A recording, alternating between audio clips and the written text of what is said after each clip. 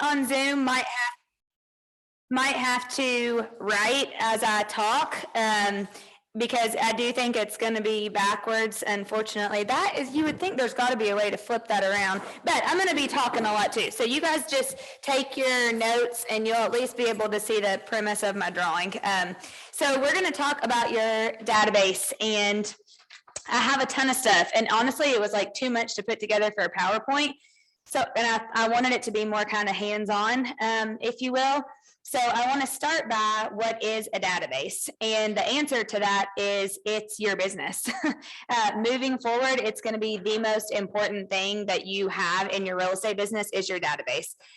Building the numbers of names in it and then a relationship with each of those people is really the very core of our business as real estate business owners.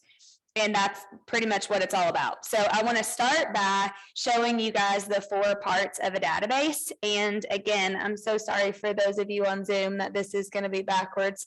But I'll tell you what it is as I write it. And also, I'm not really a great artist, so we'll try. So the first thing to start with is the database model, the 4 parts. So at the very top, part number one is actually lead capture. So for everybody on Zoom, above the little sphere thing, right, lead capture. And this is where you are prospecting or marketing. And remember, prospecting and marketing are 2 different things. Okay, so marketing is you just throw it out there and it's more brand awareness, right? Prospecting is you're actually prospecting for a specific client or a specific deal, or something like that. You're thinking more lead generation. And then what happens after this should actually be down a little bit. What happens after you lead generate is then what you get with those leads, they start coming down into your funnel, and this is what actually creates your database. So at the top, I'm writing your database, and then really your database is divided into 2 sections. So on the left, it's divided into your leads, and on the right, it's divided into your contacts. And what you do with leads is you form relationships. And we're going to talk a lot about this today because this was like my largest takeaway from Gary at Family Reunion. And in all honesty, it's really what we need to talk about the most. When you are capturing the leads, you put them in your database and then you form relationships, and then you continue to just strengthen the existing relationships that you have with the current people that are in there. Strengthen existing relationships. So as you have old contacts in there, you're constantly just deepening the relationship, deepening the relationship, deepening the relationship. As you're adding new leads into your database, you have to start forming those relationships. And we're going to talk about touch campaigns. And then what happens after you have strengthened the relationship enough, they move to the bottom down here, which is, oh, I'm sorry, this is actually number 2. And then down here, they move to number 3, which is you prepare the contact to convert, which is what we all want because then they become active, right? And then this is when in this stage, you're actually being interactive. So I'm writing interactive in parentheses right here because they were a lead, they were added to your database, you formed the relationship, you strengthened the relationship, and then you prepared them to convert. And at this point, you're actually like interacting with them on a consistent basis. And then they just move down to step number 4, which is they become a new client, they become a repeat client, and then over on the right, they move to sending you referrals. So if you really focus on your database and your leads, then it just comes back up to here. Because at that point, after that, all you're doing is continuing to just nurture the relationship, nurture the relationship, nurture the relationship. So this is kind of broken down into 3 different parts. So if you take the top part up here, and then you take this part, and this is all in the MREA, by the way. But this is the lead gen part of your database. This is, look at this as relationship management is the whole middle part. And then the bottom part is just a client and referral loop. And it just takes you through the whole process again. So that's kind of a lot. So I just want to pause there for a second. Does anybody have questions about that? And or is that a lot to understand, or any questions on Zoom? And again, sorry it's backwards, but hopefully you guys will be able to get it a little bit. So lead gen, get them into your database, build a relationship, prepare them to convert, get them under contract, and then get referrals. Do y'all feel like, those of you that have been in the business a while, feel like that's a natural cycle? Yeah, me too. Any questions on it? Dana, what's the bottom 2 circles say? The bottom 2 circles, the one on the left says new and repeat, and the one on the right says referrals. So after you prepare them to convert, you actually make them into a new client. They may be a repeat client. And then from there, you push them over because you'll start getting referrals from them. And then it kind of goes all the way back up to just continuing to strengthen their relationship. Does that help? Yes, thank you. You're welcome. Yep. Okay. Okay. So if you think about this, the size of your real estate business will be in direct proportion to the size of the quality of your database. So who feels, you can type in the chat, yes, and those of you that are here, raise your hand, like you feel very confident with the number of people you have in your database right now. Yeah, I didn't think so. Nobody. So we have to set size goals. Like Tiffany and I are working on this right now to get her to 300 as quick as we possibly can. So we need to set increments of goals of how many you need to have in your database. If you have none in your database whatsoever, then you need to get to 300 as fast as possible. Your next step is you need to get to 1,000 as fast as you possibly can. Once you hit 1,000, you got to get to 3,000. And then from 3,000, your sole goal is to get to 10,000 as many as fast as you can in your database. And I want us to think about a couple different things.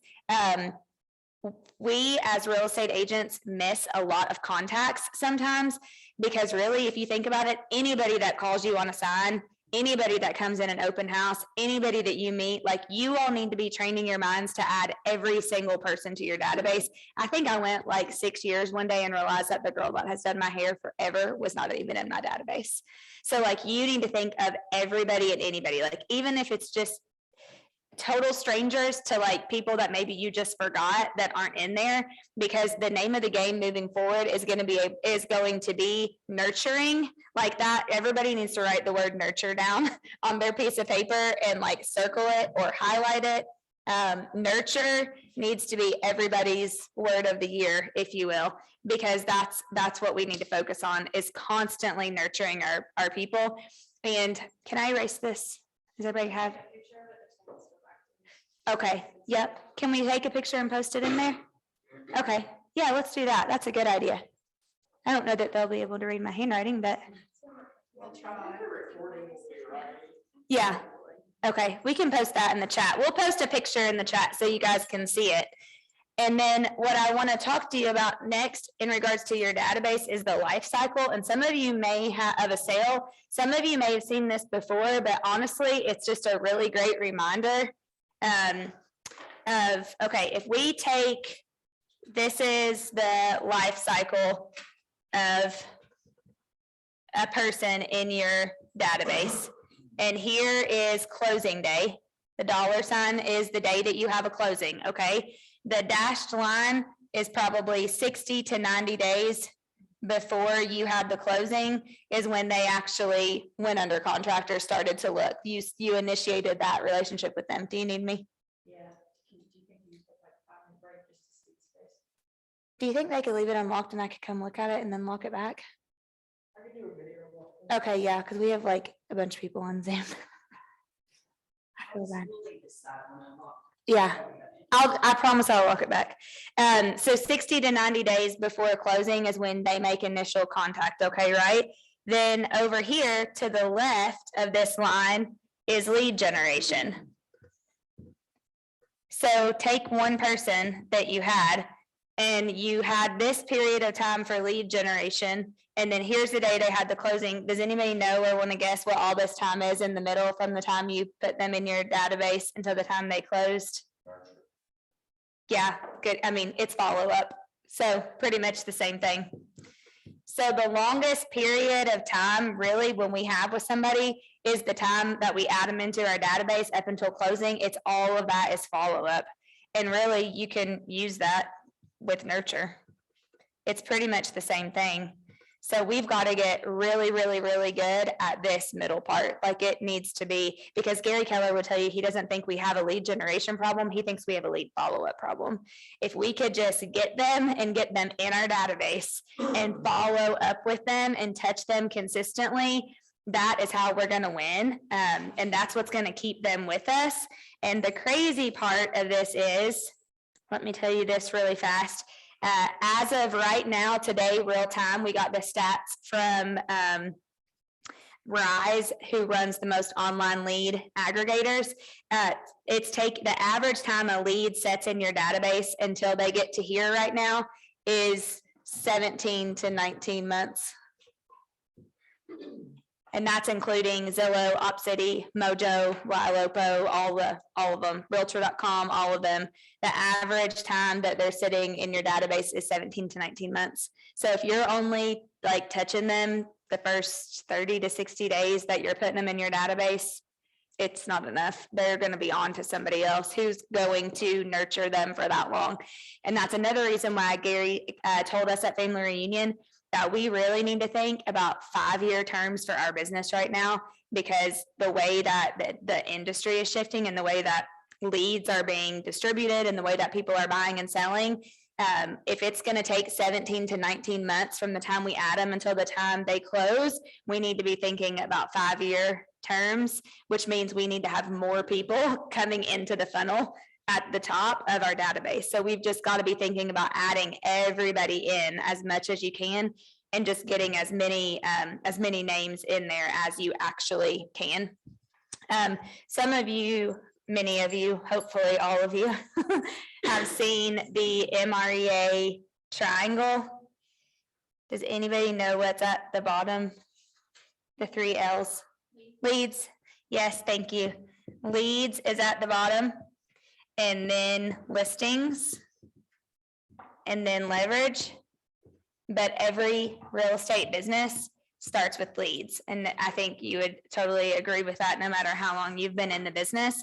So who wants to take a guess at what a lead actually is? Yep, or well, yes, that's right. And it could be somebody that you do have a relationship with. I'm trying to see if anybody's on the chat too.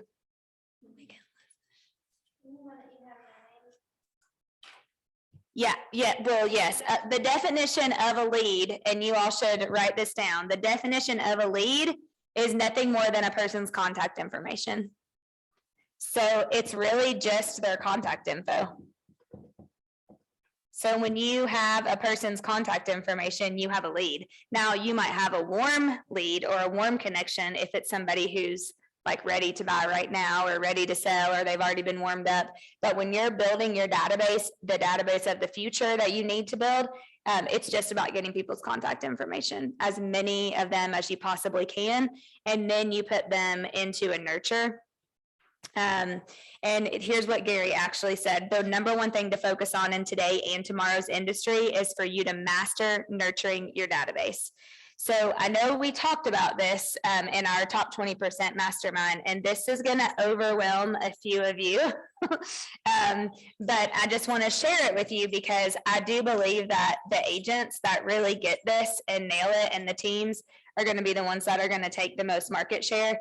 The average touch of the top 200 agents inside of Keller Williams last year, so the top teams inside of KW, were touching their clients 126 times a year. And I know that that's a lot. Annual touches a year, 126. But I work best when things are broken down. So I'm going to break it down for you guys to what adds up to that I believe is realistic and that most of them are doing. And then would love feedback on this. So the first one is 4, and that is quarterly phone calls to your database, obviously. So every quarter, you're calling your database. This is probably the most important one, and this is probably the one that people don't do the most of, to be totally honest. For quarterly calls, you've got next 48, and that is emails. So that adds up to 4 times per month. They should be getting an email from you. And does anybody want to guess why we have to touch them so many times now? Because who touches us like 1 million times a day? Amazon. Yeah. Amazon touches us 1 million times a day. Netflix touches us like probably 3 or 4 times a week, telling us what we want to watch before we even know what we want to watch. We've been trained to be touched that many times now. So it's not even us, it's these other huge companies that have now trained us that we should be touched every single day, telling us, what we need next. So 48 emails. So that's 4 times per month. The next one is 4, and that is client events. This over the last 5 years, client events have gone from 1 time a year to 2 times a year to now 4 times a year. And they are really getting a lot more needed, because you need to be face-to-face with your people. And even Tiffany and I talked about this morning too. Don't be overwhelmed by like, oh my gosh, I got to have 1,000 people at a client event. And that's also why our market centers, our one-team market centers, are going to be working more diligently this year to try to bring more market center client events that people can pay a smaller amount and invite their people to, so that we can do them on a bigger level. But the reason is because you need to get face-to-face with your people. So if you start smaller, and I was telling Tiffany, like, I remember when Sarah Weber, she wanted to get in front of her people, but we didn't know, if they'd all show up, and we didn't really want to spend a lot of money. So she would just invite like 15 people from her database to a brewery, and she would order a few pizzas, have a couple, buy them all a beer or whatever. Excuse me, maybe spend a couple $100, but she was able to be more interactive and face-to-face with them. So we have to think about client events and figuring those out. And then the cool thing about client events are, if you have 4 of them, then you should add another 16 touches, because you're going to do 4 touches per event. So you're probably calling them, texting them, emailing them, like those would be outside of all these other times, just around the event. And it might even be a, hey, sorry, we missed you, at the event, but just wanted to follow back up with you. So if you do 4 touches per 4 event, that's another 16 touches. The next one, and this one you have to get creative around, but are pop buys, where you're actually popping something by their house. And then with this, you would add another 4 touches, because you would text at the drop off. So you're dropping something off and you're shooting them a text saying, hey, sorry, I missed you. Just was thinking about you. Happy spring. Just left you a thing of tulips, or whatever it is that you would be doing for your pop buys. Next is 18, and that's direct mail. And I'm going to break these up for you. So 1 should just be monthly. You should be direct mailing something to their house. So that's 12 of the 18. The next direct mail is a birthday card. Am I going too fast for the people on Zoom? Will somebody? Oh, okay. Stephanie said, should the pop buys be to everyone or just the VIPs? Stephanie, that's a really great question. And obviously, I think for most people, it can't be everyone. So your pop buys would want to be to your VIPs. And we're going to talk about like just your core 100 also. And remember, so actually, brings up a great point. These touches would primarily be to like your core people in your database, not your cold people, because you're not gonna, if they're cold, they're just on an email drip campaign from you. You're just dripping the fire out of them as much as you can.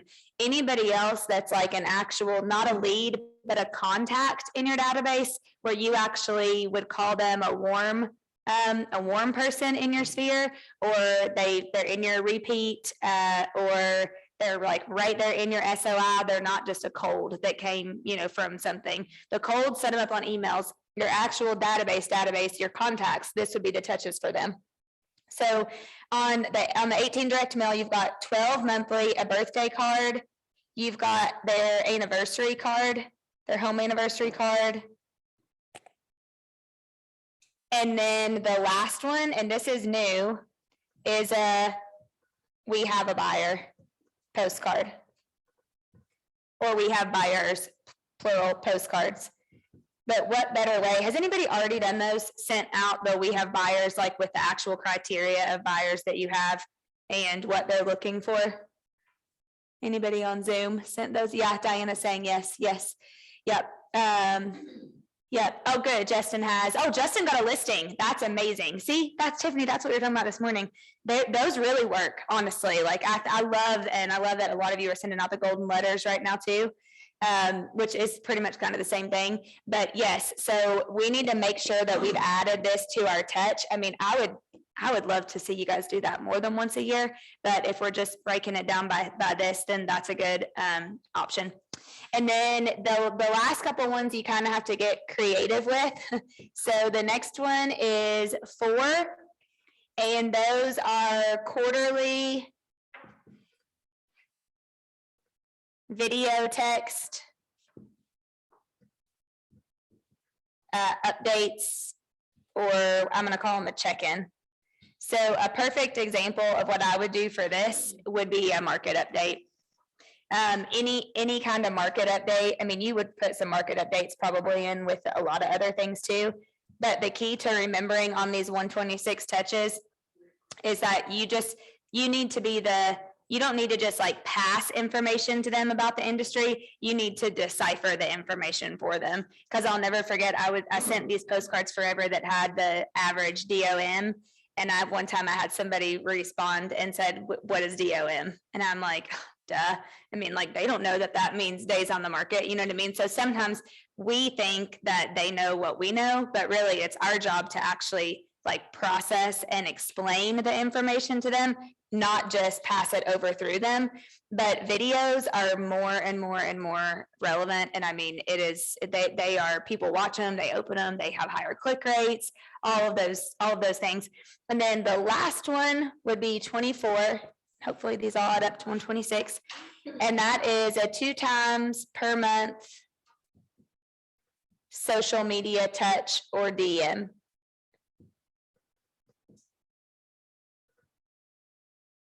Direct message. I know a lot of people have had a lot of success direct messaging their contacts through Facebook, a lot of success through that. And remember, one of the things I love about this one is, and if anybody needs on Zoom, if you missed any of them or you have questions, just type it in the chat and I'll run back through them really quick. But on Facebook, I know some of you know this, but there's going to be somebody that doesn't know this. If you haven't already, you really need to make a list on the left side of your Facebook on the friends. Like you can create different lists. You can have a list that's just realtors, or you can have a list that's just your sphere of influence, or you can have a list that's just your family. You need to have a database list, and everybody that's in your database or that's like a warm in your SOI, they need to be on that list. Because what happens is when you're on, and Facebook is totally screwing with us with these algorithms and stuff right now. So this is why this is even more important now than it ever has been before.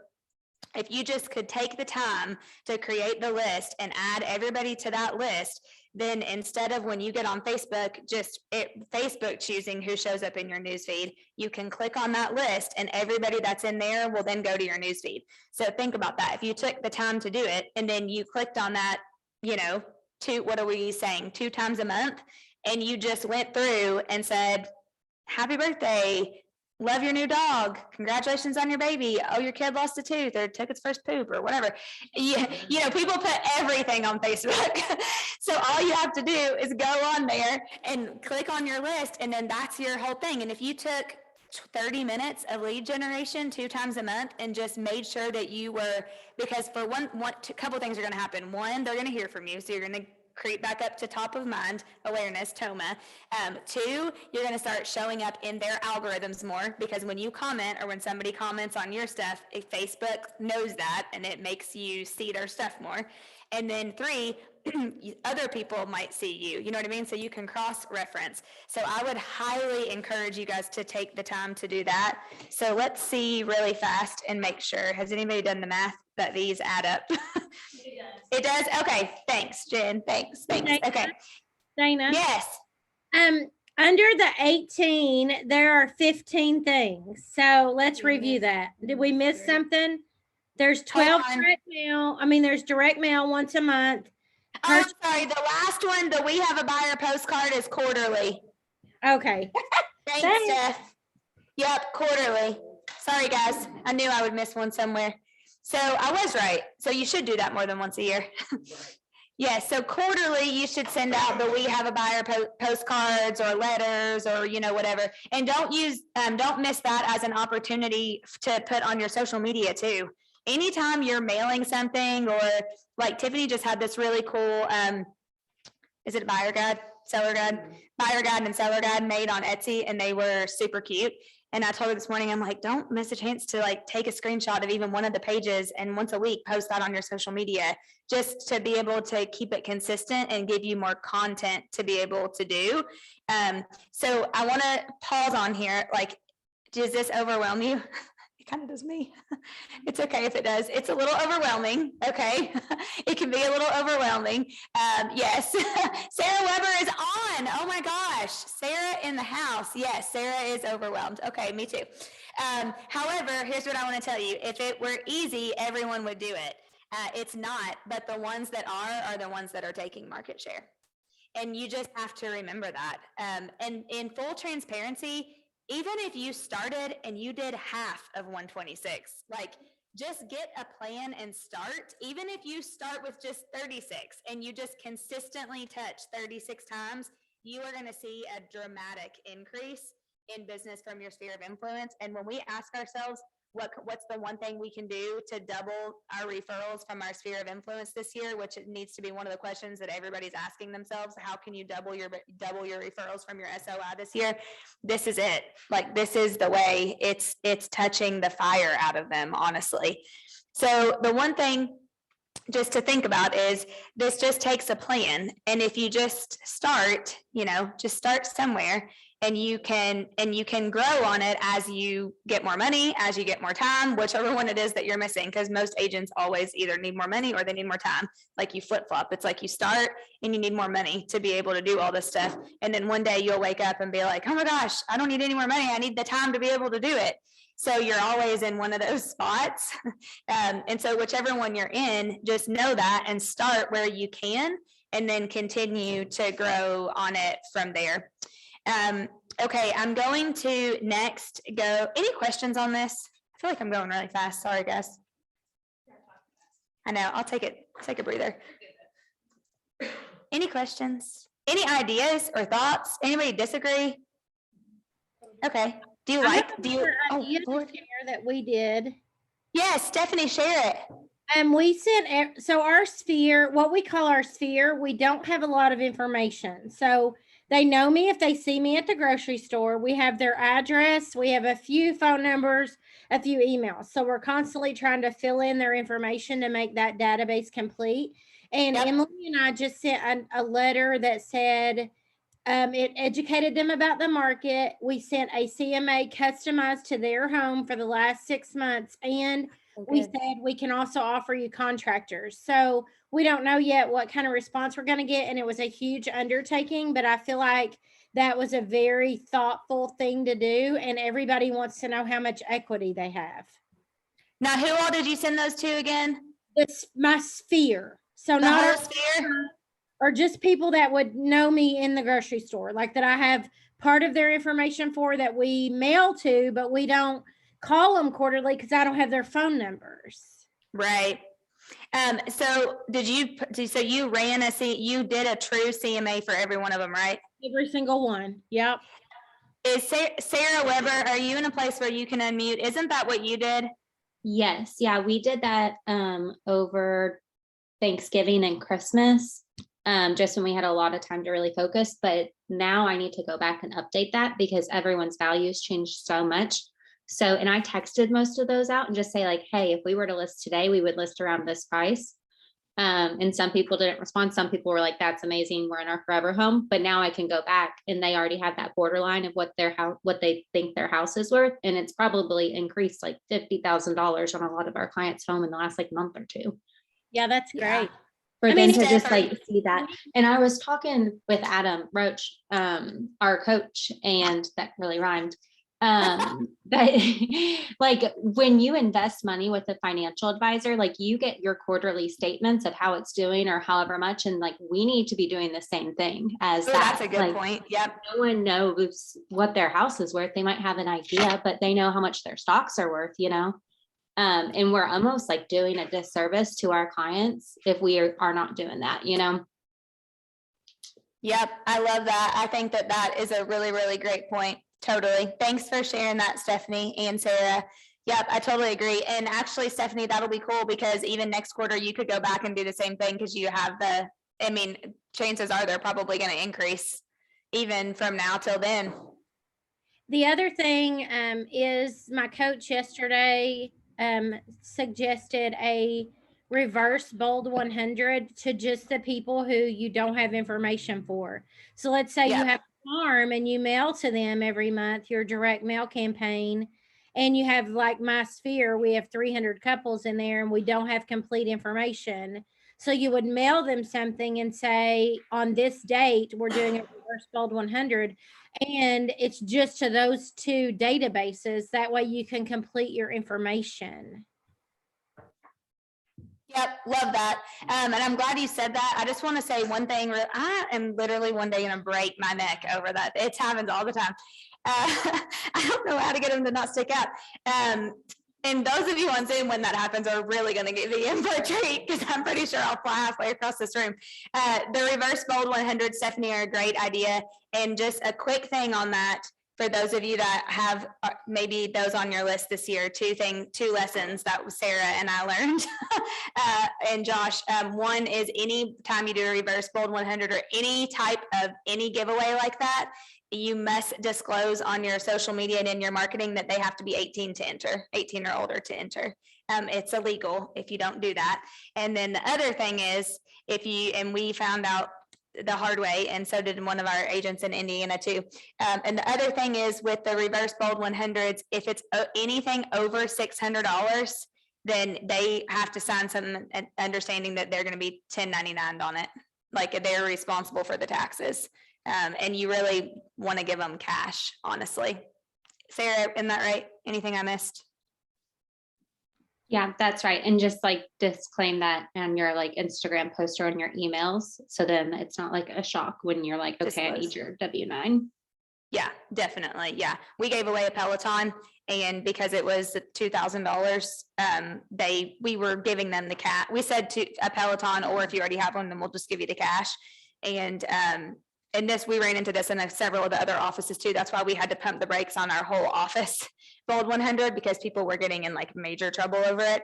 But they actually have to fill out a specific tax form. Like we had to get an attorney and our CPA involved to be able to figure that out. But they have to actually fill out a specific form and sign something saying that they understand that they're going to be 1099 on the $2,000 that we gave them. Otherwise, it is in real estate, it's considered like it's breaking a gambling law or something like that. I don't remember. But anyway, just a little tidbit on that. Okay, let's see. So next I'm going to move into the 5 questions that every single real estate business owner needs to be asking themselves about their database right now. So you'll just want to write these down, and I'm not going to write them on the board since nobody can see them on Zoom. They'll be gibberish. So I'll just read them really slow. Question number 1, do you have a single place that you manage your leads? Do you have a single place? Are you typing them in the chat? Oh, we type them in the chat? Do you care? Thanks. Sorry, I was going to say that actually might help. Do you have a single place, thanks Caitlin, that you manage your leads?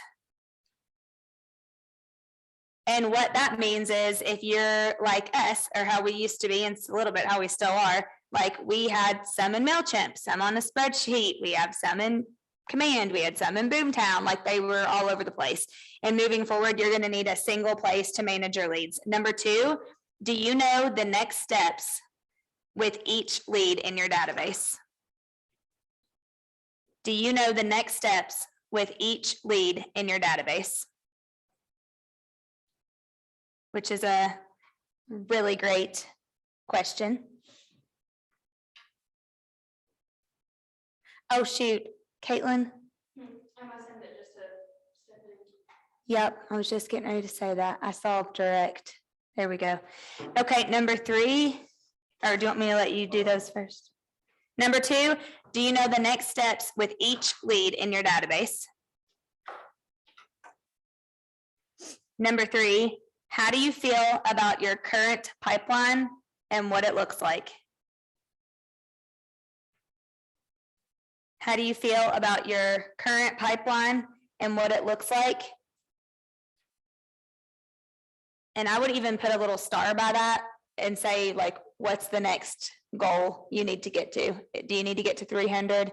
Do you need to get to 1,000? Like, where are you at today? And what's that next bump that you need to get to of number of contacts inside your database?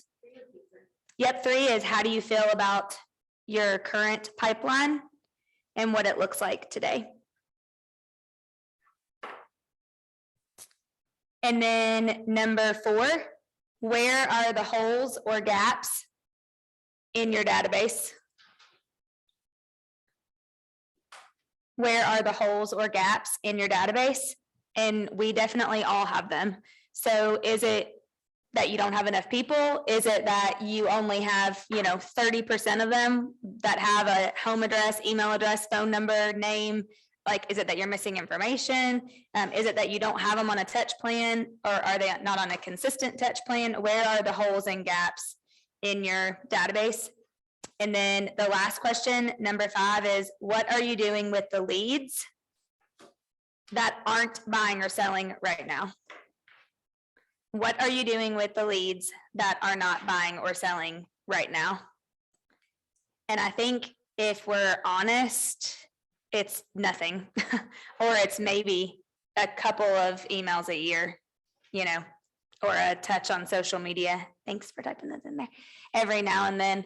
But what we really need to know is what's the plan for the ones that aren't buying or selling right now. And that's where this word nurture keeps coming back into play, because we've just got to continue to nurture and nurture and nurture them.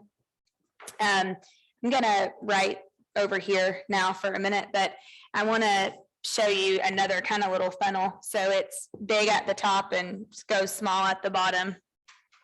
And I'm going to write 4 things inside of it. So draw 3 lines. Above it at the very top, this is what you should be, write the word leads. And this is kind of the flow of how they should go. So at the top, when you get a lead, the first thing you should do in your database is filter and categorize it. And Gary shared with us in this private CEO mastermind that is like this place where most people don't do. They aren't categorizing them, or they aren't filtering them into an appropriate spot. They aren't tagging them. They're just throwing them in and like dumping them in everything with the bathwater. So filter and categorizing them. The next step is a process. And this is the process for the touches. So do you have a process, and can you get them on a process, which the answer should be yes, to be able to be touched? Like, what does that process look like? Because then after that, you move down to working on converting the lead. And after the touches and you continue to strengthen the relationship and build the relationship as much as you can, you're going to move them down to being able to convert them. And after you convert them to being ready to go right now, the last one is you set an appointment with them. And then we all know what happens after that. Your goal is to close them and get the money. So it's not just that you get a lead and then you go to a closing. We have to remember that we get a lead. We need to be filtering, categorizing it so that we can touch and nurture it properly to convert it over to be able to set an appointment to then get it to close. Does that make sense? Yeah. Any questions on that? Make sure I'm not missing anything major. Okay. And then the last thing, I know I'm having y'all do a lot of writing today. Those of you that don't like to take notes are going to be mad at me. But the last thing I want to make sure that you wrote down somewhere that remember these people that are coming in are 17, anywhere from 17 to 19 months. If they're a cold internet lead, and they're anywhere from 6 to 19 months if they're a referral or somebody that's already in there. So 7 to 19 months if they're a straight cold, like you just got them off Boomtown or Zillow or OpCity or wherever, and 6 to 19 months. And this just average. You guys may get some that will close, sooner or be hotter or be ready, but these are just the average. And 6 to 19 months if they're a referral or more of a warmer type lead. So interestingly enough, I had a coaching call with Tony DeSello, and he shared something that I heard so long ago, and I kind of forgot about it. And it's the 5 things that any agent at levels 1, 2, or 3 in the MREA should be doing, and only those 5 things. And so number 1 is lead generation, first and foremost. Whether you are level 1, it's just you by yourself. Level 2, it's you with an admin. Or level 3, it's you with 2 admins, which is what the MREA is. Every one of those, number 1, should be lead generating. You are still lead generating. The second thing that they should do is lead follow-up. So this is lead follow-up. Like that's what your database is all about. And so we're going to continue to talk more into that. And number 3 is go on appointments. So you should still be going on appointments if you're a level 1, 2, or 3 agent per the MREA. Number 4 is build your skills, which is work on your listing presentation, work on your scripts, work on your buyer representation or your buyer appointments, build your skills. And then number 5 is write contracts. So any one of us, unless you are to the point where you have a full-time buyer's agent, should be only doing lead generation, lead follow-up, going on appointments, building your skills, and writing contracts. Anything else outside of that is costing you time and money, is what, Tony DeSello said, which was a kind of a awakening for me. It was just a good thing to remember. And so really, that's probably a lot of people that are watching the Zoom right now and in the class. And so I just want to challenge you guys to think about the importance of this, because it's really hard to grow your business and to get past level 3 until you've really mastered the lead generation and the lead follow-up. And the quickest way to do that is to continue to grow your database. So if we're thinking about this, anybody say it in here, or you can unmute and say it on the Zoom, like what part stresses you out the most when it comes to database? Just totally out of curiosity. The follow-up? Yeah. Yeah, I totally agree. Yeah. Anybody else? Actually setting up the touch program, like using command and Leo and all that, it's Yep. Follow-up. It's not, like, seriously, it's easy to do, you just have to sit down and do it. Setting up the touches. Anything else on Zoom or anybody else in here? Getting started, lead follow-up. Yep. Getting started. Yep. Yep. What'd you say, Tommy? Legion. Yep, hold on. What was the getting started? Oh, lead follow-up. Yeah, Legion, lead follow-up. So I want to share one thing with you in regards to the touches. For years, when I was at Remax before I came to KW, for years, and even really even the beginning of coming to KW, I tried every year to do a 36 touch. And I was like, man, this is the year I'm going to do it. And I just never could do it. We would start strong in Q1 and then like maybe a little bit into the summer. And then from there, it was like, forget it. We touched them with a Christmas card after that. And the one thing that really helped is and some of you have seen me do this before, we still have them. And actually that's still how I live my life. Oh, well, it's downstairs at the conference room, but I just printed out blank month calendars for the whole entire year, like a blank January, February, March, just 12 blank calendars. And then we made a list of, okay, if we're going to touch people 36 times, then how are we going to touch them? Like, what are the ways that we want to touch them? And then at the end of the year in December, and Sarah was with me probably the second time I did this, we sat down and we actually picked the day that we were going to do the touch and what the touch was. So like Q1 in January, the first touch was we were mailing people their closing statement from last year with a Happy New Year letter, and it was going out on January the 5th or 6th or whatever the date it was. And then we were doing a February pop by, and we were, anything that you figure out what you want to do, what you're committed to, and then just plan it out for the whole year. Because if you do that way and you can schedule stuff out that way, then you can plan accordingly. So in January, you can look and say, oh my gosh, okay, well in February, we're going to drop by sweet tarts that say like, we're thankful, or no, that's Thanksgiving. What do you do for February? Be mine. Yes. Thank you. Thanks, Michelle. Yes. We love all of our referrals. Yes. So if you can just plan out what those things are, then you'll know the next month, okay, now I got to get ready for this. And honestly, it's the same thing we do as the office for our monthly Asian experiences that we want to start to do this year, which our March one was the bracket challenge. And I'm pretty much done with that. I think we should just rip it all away. I am? Yeah. How? Because everybody picked Kentucky. Oh my gosh, that's good news. I really get into the brackets. Like I put a lot of time into it because I like to win. So who is number one? Mary Jo is always, me and her are always up there. Yes. Okay. Well, that makes me feel better. Then maybe I'll continue watching basketball. I wasn't going to after last night. However, if you can just get it planned out, that is going to help so much with the getting started with the lead follow-up. Setting up your touches and being able to do all those things. You just have to formulate a plan and you just have to do it at your pace. So if you can just come up with, the thing I want you to write down is how many touches am I committed to do this year? And that's what you need to think about first. 2, Tiffany, no, that's not an answer.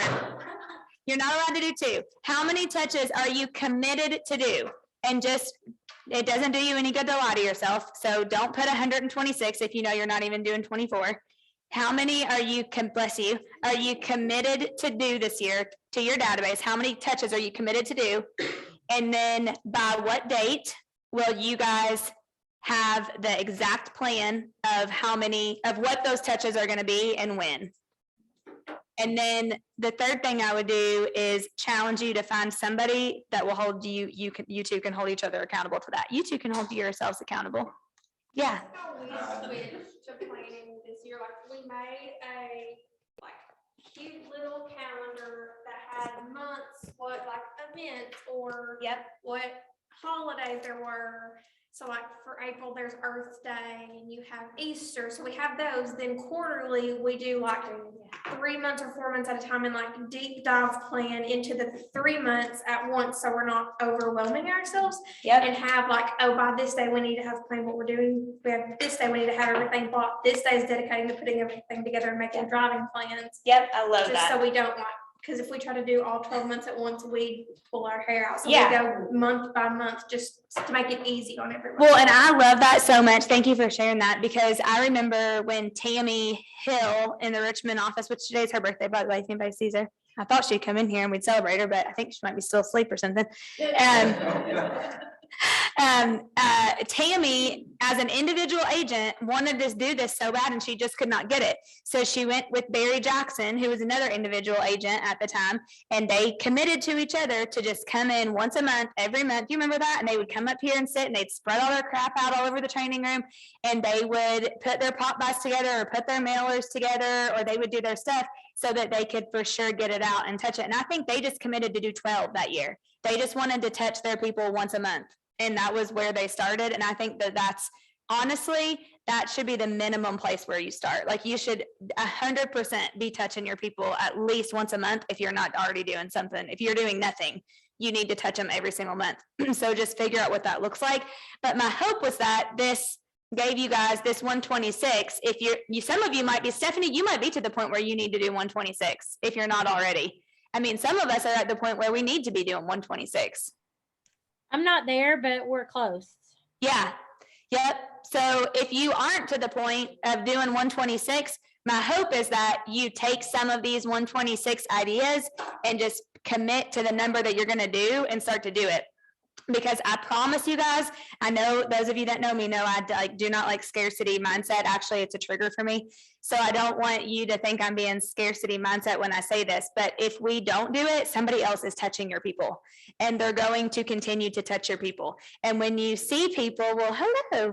When you see people come in, who are doing more business and you're like, how are they doing what they're doing? Like, or we have the same sphere, or you see somebody, this is the worst punch in the gut, that is in your sphere or your database and they just bought or sold with somebody else. That's like the ultimate test of get your, you know what, together when somebody, you know, buys with somebody else or lists with somebody else.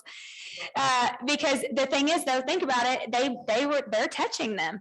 So Gary believes that there's going to be a huge market share turnover and shift in the next, well, really, it's already happening. It happened last year. It's going to continue to happen this year. It's going to continue to happen next year. But there's going to be a huge market share shift because if you think about it, that's why a lot of these teams are merging or doing more things together because they can touch more, they can do more, and they're going to keep touching. So if you operate really good with takeaways, just tell yourself that if you aren't touching your people, someone else is. And it could be, what is it? Connecting. Yes, sorry, connecting. If you aren't connecting with your, yes, don't physically touch your people. We would really be in a lot of trouble. But if you aren't connecting with your people, then somebody else is. So was that helpful?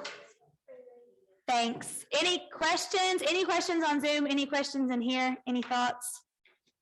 Is everybody going to, will somebody share the number they wrote down of their minimum? Hey, how many? 70. Thank you, Leanne. Perfect. Perfect. Anybody else on Zoom? How many are you committed to touch this year? Thanks, Joe, for being on. Thank you. 126. There we go. There you go, Steph and Emily. You can do it. Emily's like, oh, Lord. 36, Lisa. That's a perfect place to start. Thank you. Yes, 36. Great. Okay. So figure out how you're going to commit and then do this. And then if you have questions or ideas that you want to share, just reach out to me. So, because I love hearing what Stephanie's doing and Sarah's done and what some of you all have done, because sometimes I feel like we don't do this because we just like have a mental block of what we should do. So go hear what's worked for other people and then just put your own spin on it. You know what I mean? Because we're probably not all touching the same people anyway. I mean, 12.1 million people bought or sold last year. So I think there's enough out there for all of us. All right, guys. Thanks. Thanks for being here in person. Thanks for hopping on Zoom. Thank you, thank you, thank you. We'll send you the recording too. Yes, we'll send a picture of what's on there. Cindy, yes, we're getting you. She said you start with 1. No, Cindy, you're starting with 12. I'm making you start with 12. Thanks, Ash. Thanks, Greg. Appreciate it. Thanks, Chandler. Good job. Oh, it drastically hit. I mean, it's a huge difference. Now you guys all better eat because Mama J, It smells phenomenal. she wrapped asparagus with like those things to make them cute. Did you see them? They're really cute. Or green beans. Green beans. Okay. I don't know. Something green. Yes, she wrapped some with like peppers around them and stuff to make them really cute. It's like little